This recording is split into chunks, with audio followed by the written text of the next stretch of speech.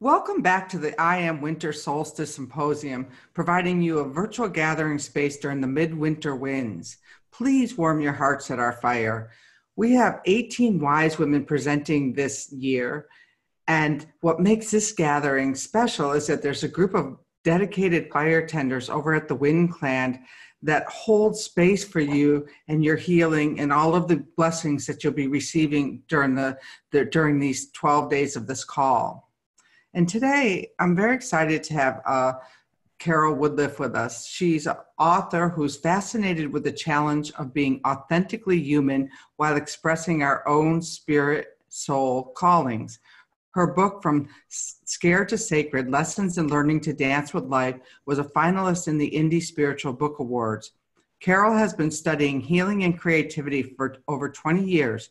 Through ceremonies in the shamanic tradition of the Andes, energy healing, coaching, and writing workshops, she helps clients release trauma and blocks to love and creative expression. You can find more about her at carolwoodliff.com, which we'll get back to later. But let's hop into this teaching she's going to offer us about some tips and tools she's learned to how to help you get more grounded and into a more present state during these holy days.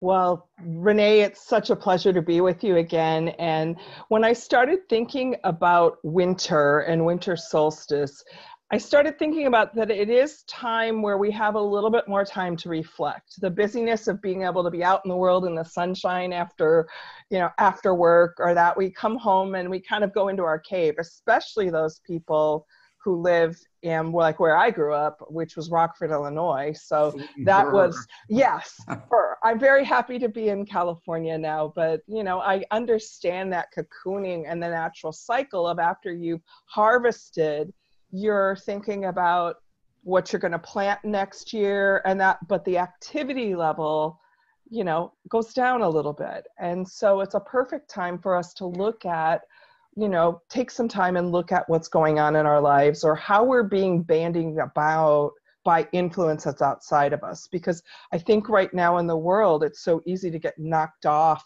your center because there's so much incoming energy from all sorts of different events that are going on in the world. So we need to know how to do that.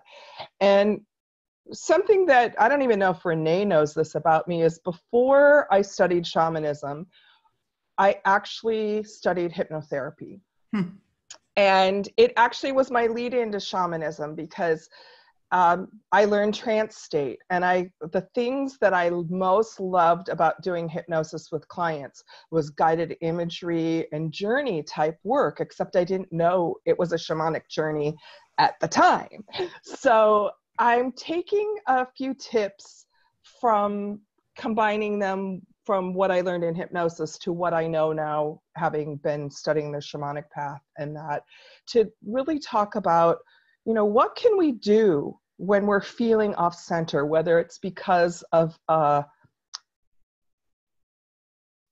interaction with someone at work that just isn't sitting right with us, whether it's just that feeling of not being 100% present or feeling off. So what I wanted to talk about was 3 questions, and these 3 questions can be used in a number of ways. They can be used if you want to journal. They can be used in a trance or a shamanic journey, like you can get your drum out and you can, keep these 3 questions in mind, or they can actually be used to take to a fire ceremony. And I include in fire ceremonies like working with a candle, because when you're in Rockford, Illinois in January, you might not want to be outside building a fire. If you're a hardy soul, you might be, but there's the ability to work with that light. Or even for those of you who know about the violet flame from Saint Germain, you can, call in that sort of light. So there's 3 questions that I find really helpful when I'm off balance. And I use these with clients and it seems to help them a lot. So let's start. We're off balance. We've come home from work and we're off balance and we just feel like we're not 100%. So the first thing, whether you're doing sitting down to journal or meditate or just in the shower, is where is this energy affecting me? How is it coming at me or how is it in me? So where is it in my body? How do I feel it? How do I experience it? Is my stomach upset? Are my shoulders tight? Do I feel like I'm being bombarded by energy and I'm just having it come at me from all things? I guess energy is coming at us from all things. I don't know if you can hear my dog doing like a little editorial comment in the background. Energy is coming at Luna from all sides right now. I don't know what's up with her, but we're just gonna, Luna, settle down. That's always the biggest one, is how do you stay calm when your cat is yakking or Luna wants attention? Right. Or the parking lot's full at Whole Foods. I mean, it's just really check in with your body. I'm here. Yeah, I'm here. And sometimes it's really good to, as you check into where you are. I'm sitting in a chair, my feet are on the floor, really bring yourself back to where you are now, as opposed to where you are in the, where your spirit may be back at work or wherever. Carolyn Mace called it calling your spirit back. She says we send our spirit on missions that we may not want it to be sent on. So calling your spirit back into present time. And by checking in with our body and going, okay, this is where it affects me. This is what I'm feeling right now. It's really good. Then the next question is, what's this story? What's the story of what I'm feeling? Does it relate to some other story? Does it relate to how I felt as a kid? Does it relate to that experience I had before? What does it feel like? And in hypnosis, we might give it an image. We might make it a cartoon character. We might turn it into an actual being and see, is it an animal? What does that animal have to tell us? What's the story of it? So there's both our personal story and then there's an energetic story. As shamans, our job is to manage energy, to release energy and to call in energy. In the Incan tradition, they call that pure energy Sami. And we want to cultivate beautiful Sami for ourselves and release the hucha, or the heavy energy that we experience. So if we're in this place of understanding the story of what kind of energy we're carrying, what's the thing that we are holding on to, or are we creating a myth that is helpful or not helpful? If we create a story about how that person at work is always a problem and has nothing good about them, and that then what are we drawing? We're drawing more heavy energy to us. And if we say, okay, that person has some issues and I need to learn how to communicate with them and I need to learn how to keep my boundaries, that's a different story than that person's awful. And it probably has the same meaning in the sense that you're still maybe struggling with that person, but there's this thing that we need to keep telling ourselves better stories that improve the energy until maybe we don't need a story at all. Maybe it just is. But when we're in story, we can upgrade the story to give us a little relief. And that goes right into the next question, is after we've identified where it is and what's the story of it, it's like, how do I need to shift? Because trying to shift someone else, as we all know, is pretty impossible. So where do I need to shift my energy? Where do I need to shift my focus? Or do I need to ask for, as the Course in Miracles would say, a shift in perception? Do I need to go to a shift, to ask the fire to help me transform the energy. So how would we work that in a ceremony, or how would we work that in journaling, those 3 steps? For example, if you're going to the fire, you know, where is the energy in my body? And you notice it's in your throat and your heart, and you might want to imagine, intend that you're pulling that energy out of that area of your body and putting it in the fire. So you don't even have to necessarily know like what that energy is, just it's all stuck right here, and I'm going to ask the fire to help me take that energy out. Then what's its story? Well, if I feel helpless because of this experience that I've had, then I need to take all the helpless and take it to the fire. And I need to sit at the fire and go, because there's normally levels of story or energy. There's the, you know, helpless, there's the anger, there's the, this is just like my mom or whatever.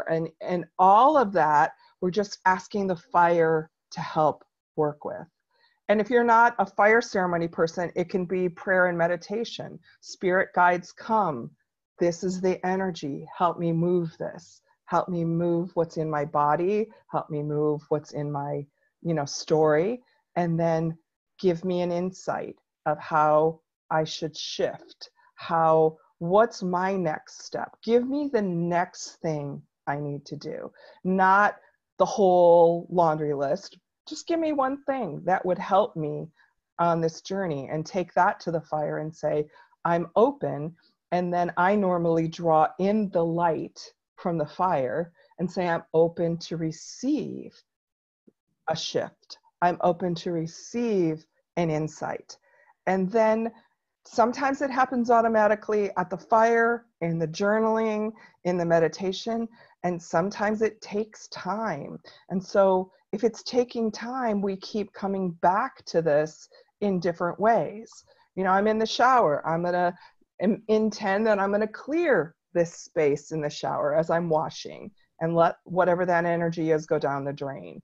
I'm going to think about the story and see if I can shift the story or ask for a shift in the story. And I'm going to ask for what I need to do next. And those 3 things, whether you take it on a journey and say, show me what the energy is that I'm experiencing, show me the story, and show me the shift. It is such an elegant little process that can help all of us when we're being bandied about to reground, to go, okay, what do I need to do? And sometimes the answer is, you don't need to do anything. You just need to be. That shift isn't necessarily about doing. It's a shift of energy, a shift of how your lens or your focus sometimes. And sometimes you get a direct thing, like go call so-and-so. But a lot more often than not, you get just breathe into it, or just, you know, allow it to be what it is for a period of time. So I love that for me, because it's so simple, and yet you could spend 5 minutes doing that, or you could spend an hour in ceremony doing that. And both ways give you the ability to start letting go of energy or thoughts or experiences that are not helping you, and then to draw into you from the wind, from the sun, from the earth, what you need to help you shift and ground and be more powerful you, be more in your connection to those elements that help you have your center really fully grounded. So that's my little tip for the for the winter here. Okay, that is a really great tip. And I'm just curious if you would actually take us through that ceremony, maybe using the purple light, since I don't want everyone to have to run around and grab up a light or a candle or anything. Right. I'd be happy to. Okay, because I know yesterday my body went into shock when I went to the parking lot of the mall. Oh, I can imagine. Last minute shopping, or, got to get some food for, dinner or whatever. And I just I felt my body freeze. And I'm sure there's a lot of people who are really busy this time of the year. So let's try it out. Okay, so if everybody could close your eyes, it's a lot easier when you close your eyes, and just take a nice deep breath.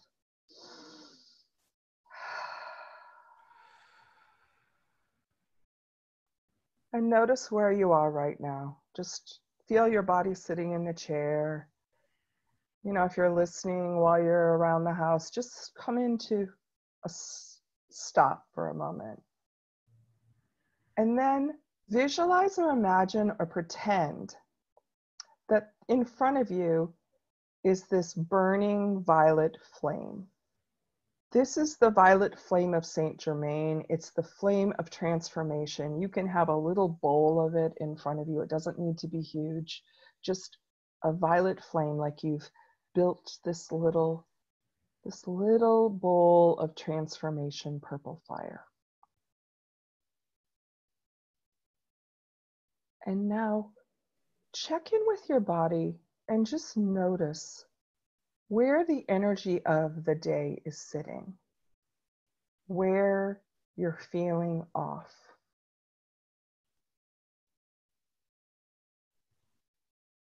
And as you notice, perhaps you want to put your hand on that spot. And then as you breathe, imagine with your hand, you can pull that energy out and send it to the violet flame. You can counterclockwise unwind.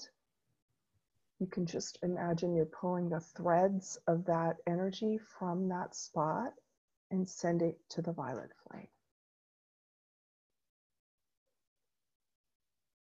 And as you do that, you might notice whether this energy has a story for you.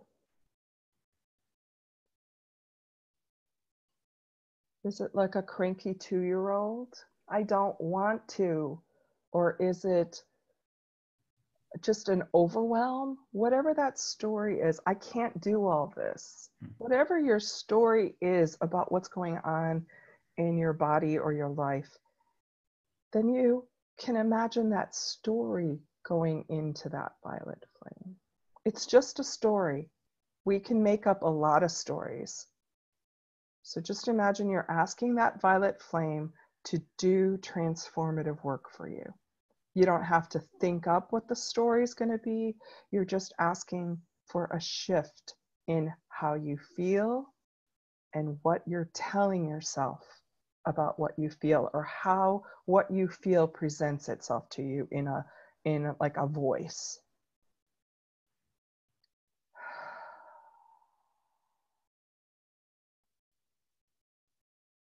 And you can do that as long as you need to. And then when you feel a little shift, you can ask yourself, is there something I need to know?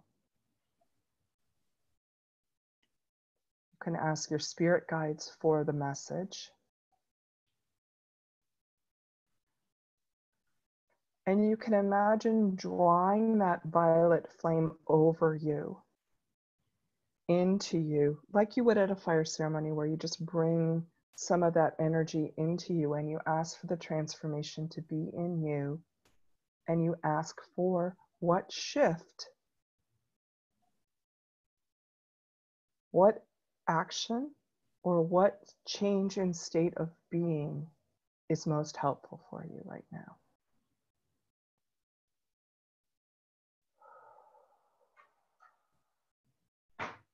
And then you take a few more deep breaths.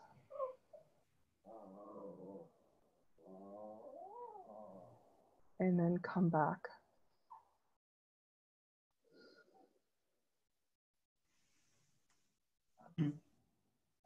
How was that? Oh, that was great for me.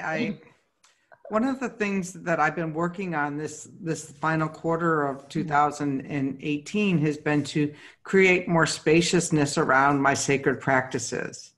And so I guess I have some idea in my mind that there's still a separation between shopping and a sacred practice. And so I think that that's a really great distinction. I was shown that, like, no, you're already working on creating more spaciousness, but there's this spaciousness that you might want to put around everything. Oh, that's beautiful. And that is true. We tend, especially those of us who've been walking the path, a lot of us have, I think we've talked about this before. We have, oh, this is my practice, and then this is my work life, or this is my day-to-day life. And the real challenge for all of us walking this path right now is we don't get to separate it anymore. We need to go into the grocery store as a sacred practice, and go into that mall on Black Friday, bless you, or, and make that a sacred practice with all the energies around us. So it's really important for us to realize now that the world needs us to, manage our heaven and earth energies in a way that we are the embodiment of bringing heaven into our bodies and into earth. Our hearts, the place where heaven and earth meet in my mind. I think of us, I'm a tree person. People who know me know I love trees. And one thing I like about trees is they are kind of a communication between heaven and earth.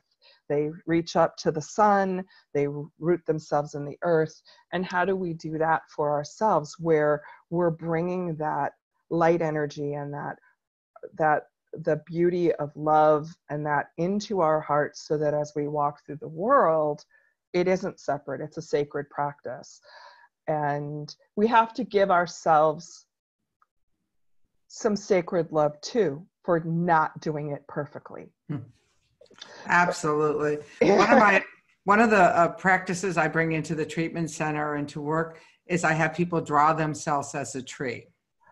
Oh, lovely. Have you done that? And once you draw yourself as a tree, you find yourself, well, am I in community, or am I a solo tree, or, are my roots going deep, or don't I have any roots? And when you just said that, it just sparked me like, wow, well, how will I show up everywhere this week, the season into next year as a tree? What does that look like? And how do I bend? How do I bend with the wind? How do I, not get too cold when I don't have any leaves? Exactly. And it's interesting because if you look at trees, they aren't embarrassed to be naked, like when in the winter, they're just there hanging out. And I think, for me, there's a lot of wisdom there. And just to take, that's an imagery thing that I learned in hypnosis, which is, you can take any image and communicate with it and learn things. So you can be a tree. A lot of shamanic practices are about shape-shifting into animals like eagles or jaguars or that. And what do we learn as we shape-shift into that energy? And then what can we bring back as we learn that? What do we bring back?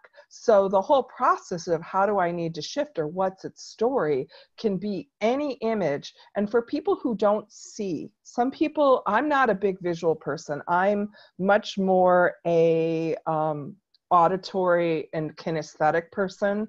So sometimes when I was learning this stuff and they would be like, go on a journey and see what you see. And I'd be like, I don't see anything.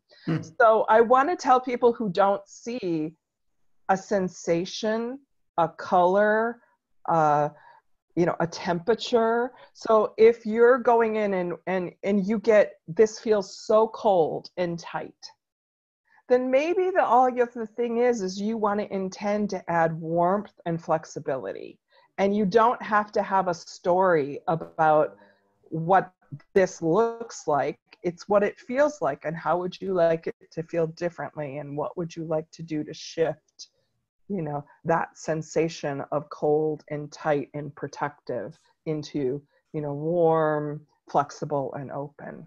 That reminds me when, yesterday I took a hike, and I wanted to just show this, was that one of the things, can you see that, or is it too Yes. glary? That, No, we can see it. okay, that trees are still beautiful when they're dead and without leaves. So a lot of our lives lessons are learned from the experience of the death and dying and decaying process. And just to Right. piggyback on what Carol just said about, some people see things, some people feel things, some people know things, some people hear things, and some people really don't think they're having any experience at all. And they're all experiences, and they all count. So whatever that experience was for you with that journey meditation, like when she said, "Where do you feel it?" I went like right to my throat. And, so just trust, even if you don't even have to know what that was, but just having a willingness to be willing to trust it for the time being. And I think that's one thing that's really important is we don't have to do it like anyone else. This is a springboard place. And if you get a little something out of this, that you can then make your own, because you don't have to do this. You don't have to do your practice the way anybody else does your practice. You have to develop what works for you. And sometimes what someone offers is like, no, not that. But I liked that little nugget. So take that little nugget and go with it, and don't feel constrained, because if it's your sacred practice, it needs to speak to your heart, and it needs to get to things for you. So there's no right or wrong way. And I love this idea that you brought up of death and dying and the winter.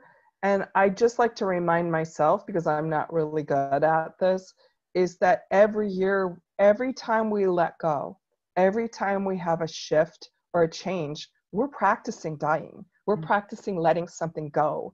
And it's really important for us. So winter is a really important time for us to look at, what do we want to let go of, and what are we going to plant? Because the farming community would be looking at like, okay, we had this kind of crop. What are we going to do next year in that field? Are we going to rotate the crops this year? So it's a perfect time, as you're doing these ceremonies and getting all this wisdom from this group, for you to look at, it's winter. What am I letting go of? What has died? And what am I going to plant and be ready to plant coming forward? Well, this is awesome. So Yeah. those of you who are in LA, you might see Carol running butt naked down, losing all her leaves down the street. Probably not. So tell where can people reach you? And I don't know if you have your book there that you might want to hold up. I do have it. I just have to turn around. Okay.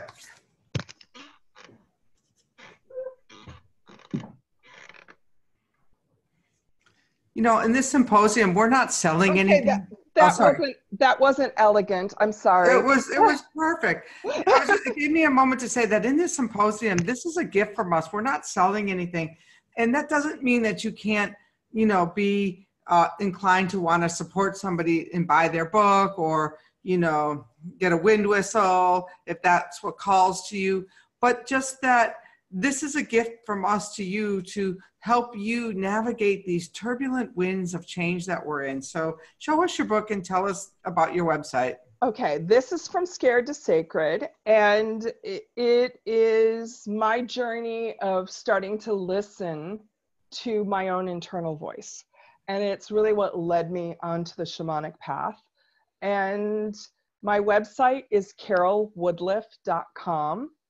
And if you want to follow me on Instagram, which there are a lot of tree pictures, I'm a shaman on the walk on Instagram. And I think, the great thing, Renee, about what you create in your webinars, in these solstice gatherings, is just the opportunity for community to gather with those intentions. And we need more than that, more of that than ever. And I really want to honor you for following through, because I know these things are a lot of work to put together, and to help us have this community, virtual community, where everyone can come to a fire and there are fire tenders that are helping everyone. Do not be surprised, people, at what shifts this solstice webinar can bring to you if you come with a really that open heart of what shift do I need, and asking spirit in this community to help you make it. Absolutely. There is a powerhouse group. And for some reason, I invited many men, and I don't know if it's, they're gone into hiding or whatever, but it's all women who are teaching this time. And I didn't try to second guess it. I mean, I sent out enough invitations, and that's the way it came out. So this year, we're specifically getting wise women wisdom. So I want to thank everyone, and stay tuned. This symposium goes from the 20th of December, where we're actually have a live fire ceremony at my home with all the wind believers who live in the desert, through the 1st of January. And if you've missed any parts of it, as I said, it's a gift. So you can go over to YouTube, or go over to the Wind Clan group, or go to my personal page. It's going to be available everywhere, because it's from our hearts to yours. And thank you. And thank you, Carol, so much for the wisdom that you share. And check out our trees. Thanks, Renee. Thank you for joining us today, and you're welcome to share this gift with your friends. Stay with us for the 12 days of the Yule, and if you feel called to go deeper, please join the group of committed fire tenders on the Wind Clan group page wall on Facebook. We look forward to being together with you on this online ceremony to celebrate and bring ritual back to the holy days.